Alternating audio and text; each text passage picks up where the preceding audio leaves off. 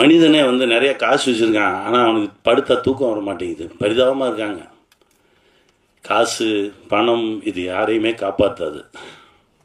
இந்த மாதிரி ஒரு சக்தி தான் காப்பாற்றும். இறுக்கி பிடிச்சிக்குங்க. வெல்வோம். மதிப்பிற்குரிய நடிகர் இயக்குனர் சமுத்திரக்கனி ஐயா அவர்களை வாழ்த்துறை வழங்க அன்போடு அழைக்கிறோம். இறைவனுக்கு நன்றி. ரொம்ப அழகான ஒரு தருணம். இதே மேடையில் நிறைய விழாக்கள் நடந்திருக்கு, நானும் கலந்துட்டு இருந்திருக்கேன். இது ரொம்ப ஸ்பெஷலாக நினைக்கிறேன். இந்த மாதிரி படைப்புக்குள்ளே இருக்கிறது, அதுக்கு ஒரு அருள் இருக்கணும். அது இதில் நடித்த எல்லாருக்குமே இருக்குது, வேலை பார்த்த எல்லாருக்குமே இருக்குது. அதனால தான் இது கிடச்சிருக்கு. ஒரு 5 வருஷத்துக்கு முன்னாடி எடிட்டர் லெனின் சார், ஏன்னா ஐயாவுக்கு எனக்கு ஒரு பெரிய ஒரு பிணைப்பு உண்டு. நான் எங்கேயாவது தடுமாறும் போதெல்லாம் ஐயா வந்துடுவார். இப்போ கூட ஒரு 10 நாள் முன்னாடி மேட்டுப்பாளையத்தில் படப்பிடிப்பில் இருந்தேன். எங்கேருந்து வந்தாங்கன்னு தெரில, திடீர்னு வந்தாங்க. என்ன நல்லா இருக்கீங்களா, வாழ்க வளமுடன் அப்படின்னு சொல்லி என்னை ஆசீர்வாதம் பண்ணிவிட்டு, எங்கேருந்து வந்தீங்க, எப்படி வந்தீங்க அப்படின்னா, இல்லை வந்தேன் அதான் அவனை பார்த்துட்டான்ல, நல்லா பண்ண வேலை அப்படின்னு சொல்லிட்டு கிளம்பி போயிட்டாங்க. அந்த மாதிரி தான் திடீர்னு ஒரு நாள் எனக்கு ஒரு ஃபோன் வந்தது. நான் பொள்ளாச்சியில் இருக்கேன், ஆழியாரில் இருக்கேன், கொஞ்சம் வர முடியுமா அப்படின்னாங்க. வரேன் அப்படின்னு சொல்லிட்டு கிளம்பி போனோடனே எனக்கு ஒரு சர்ப்ரைஸான ஒரு விஷயத்தை முன்னாடி வச்சாங்க. மகரிஷி ஐயாவுடைய வாழ்க்கை வரலாறு படமாக பண்ணணும் அப்படின்னாங்க. ரொம்ப வியப்பாக இருந்தது. ஐயா பாக்யராஜ் சார் சொன்ன மாதிரி முதல்ல நான் படிக்கணும் அப்படின்னு எனக்கு நிறைய புத்தகங்கள் தரப்பட்டது. கூடுவாஞ்சேரியில் ஆரம்பித்து அங்கே போய் ஆழியாரில் போய் அந்த அறிவுத்திருக்கோயில் உருவான விதம் வரைக்கும் முழுசும் படிச்சுட்டு ரொம்ப பிரமிப்பாக இருந்தது.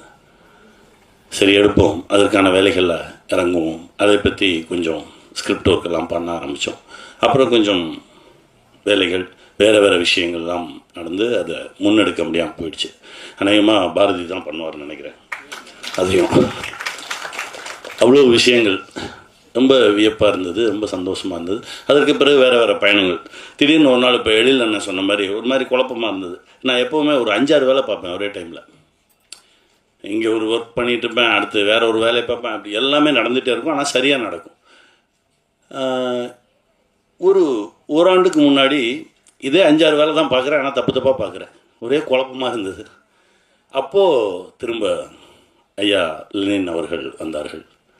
என்ன அப்படின்னாங்க. இல்லை ஒரே குழப்பமாக இருக்குது, நான் இப்படியெல்லாம் குழம்ப மாட்டேன், நான் ரொம்ப ஃபாஸ்ட்டாக இருப்பேன், ஒரு நாளைக்கு ஒரு 18 மணி நேரம் வேலை பார்ப்பேன், ஆனால் அசரவே மாட்டேன். ஆனால் என்னன்னு தெரியல, இப்போ நிறையா குழப்பங்களாக இருக்குது அப்படின்னா. சரி ஒன்றும் இல்லை வா அப்படின்னு சொல்லி தான் எனக்கு எங்கள் அண்ணா ராஜசேகர் அண்ணாவை அறிமுகப்படுத்தினார். ஐயா பாலா ஐயாவை, அம்மா ஜெயந்தி அம்மா, சகோதரி விஜி, இவங்க எல்லாத்தையும் அறிமுகப்படுத்தி எனக்கு ஒரு 7 நாள் கிளாஸ் நான் மனவளக்கலை கற்றுக்கிட்டேன்.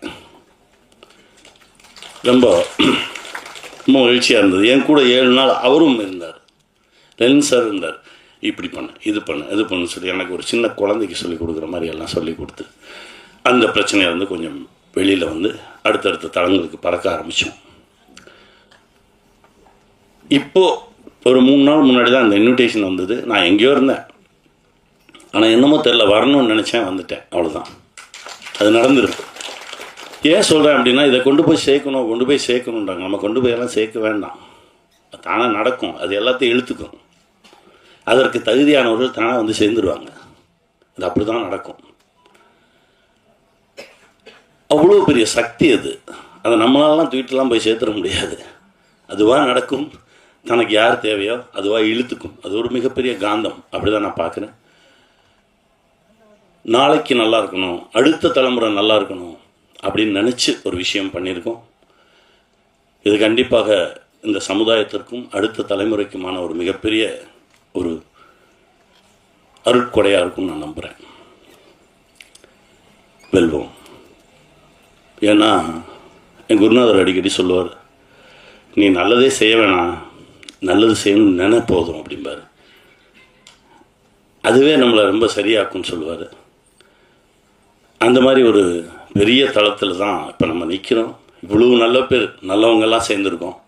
இது கண்டிப்பாக ஒரு மிகப்பெரிய இடத்தை நோக்கி பயணிக்கும். இன்னும் பல லட்சம் இல்லை கோடிக்கணக்கான பேர், தமிழர்கள் மட்டும் இல்லை, இந்த உலகம் முழுவதும்.